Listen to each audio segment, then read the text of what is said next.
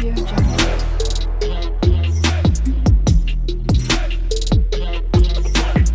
Audio Jungle. Welcome back to my new video. আশা করি তোমরা সবাই ভালো আছো, সুস্থ আছো।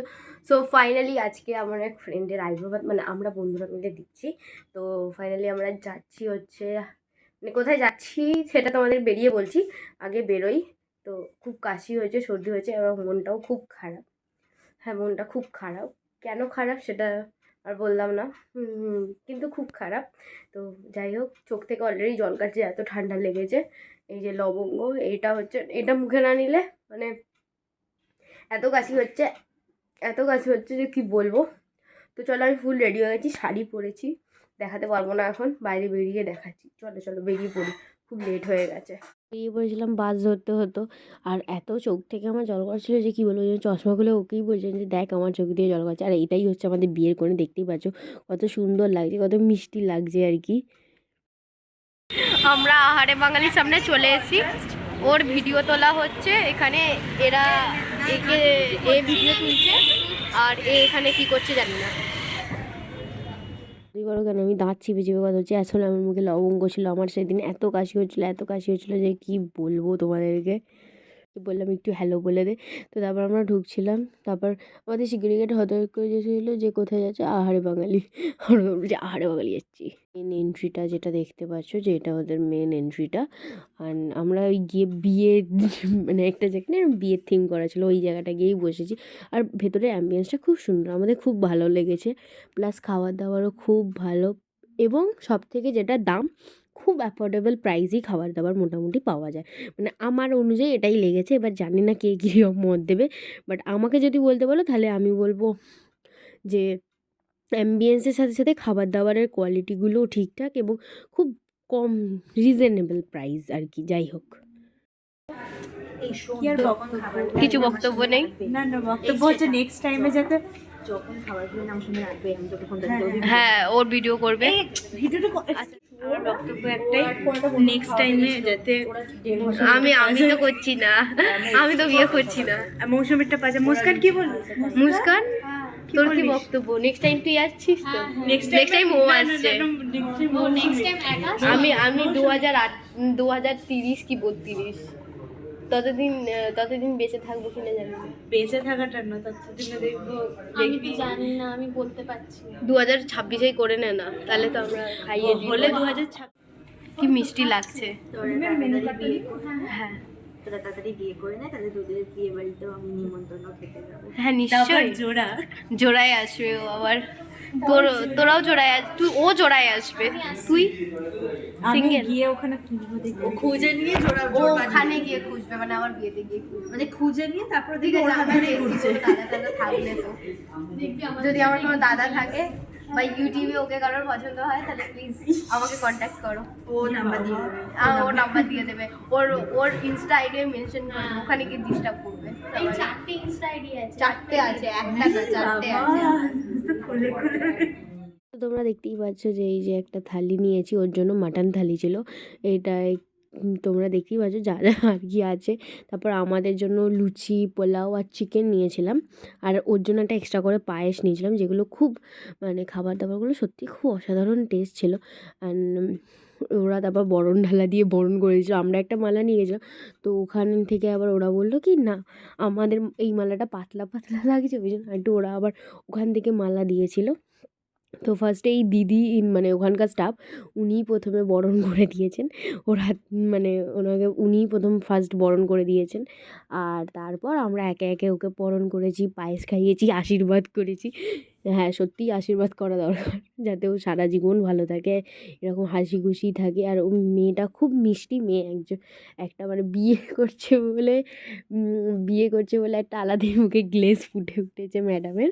তো যাই হোক, এগুলো হচ্ছে মজার ব্যাপার, ছোট ছোট বন্ধুদের মধ্যে এইসব চলতেই থাকে। তো তোমরা দেখতেই পাচ্ছ ওকে এই যে কি বলে এটাকে, সোলার মুকুট, ওটা পটিয়ে দিচ্ছে। কি বলে আমি ঠিক জানি না, সোলার মুকুটই বলে। তারপর দিদি ফার্স্ট বরণ করাটা স্টার্ট করেছে। দিদি ভালো করে বরণ করে ওকে কী বলে ওটাকে, হ্যাঁ প্রদীপের তাপ, আগুনের তাপ যেটা, সেটা দিয়ে দিচ্ছে। তারপর একে একে আমরাও সবাই বরণ করেছি ওকে। ও হ্যাঁ, ওখানে চন্দনের ফোঁটাও পরিয়ে দিয়েছিল দিদি।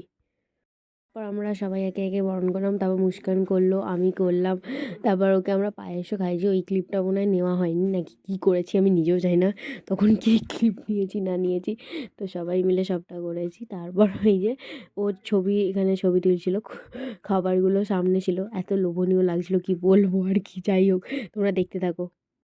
খাবারটা খেতে পাচ্ছি না, এত ছবি তুলছি আমরা। এবারে খাবারটা ওরা আগে খিদে পেয়েছে, এরা এখনো ছবি তুলছে। আমার খুব খিদে পেয়েছে, সামনে খাবার রাখা আছে, আমি খেতে পাচ্ছি না। তারও খাবারগুলো একবার দেখাই তোমাদের। লুচি, মাটন, ওটা ওর থালি, লুচিটা আমাদের, পোলাওটা আমাদের, চিকেনটা আমাদের, বাদ বাকি সব ও খাবে, আমরা কেউ খাবো না। এই যে ম্যাডামরা এখন ছবি, একটা পোলাওয়ের কোয়ান্টিটি এতটা ছিল কি বলবো গাইজ, আমরা 3 জনে খেয়েও মানে 4 জনে খেয়েছি পোলাওটা। সত্যি কথা বলছি, খুব ভালো ছিল। কথা হয়ে গেছে, আমরা মেট্রো ধরে এবার বাড়ি যাবো। দাদার জন্য দাঁড়িয়ে থাকবে।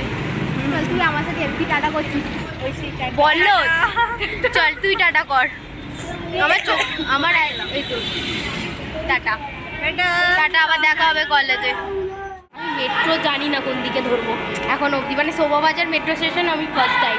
অনেক আমার হাতে আশ্চর্য, মানে ভালো লাগছে না, পড়ে গেলে রে মরে যাব। এই যে খাবার পার্সেল করেছি বাবুর জন্য। এইসব বলিস না ভাই, ব্লগে কাটিং করে দেবো এটা আমি। কাটবি না?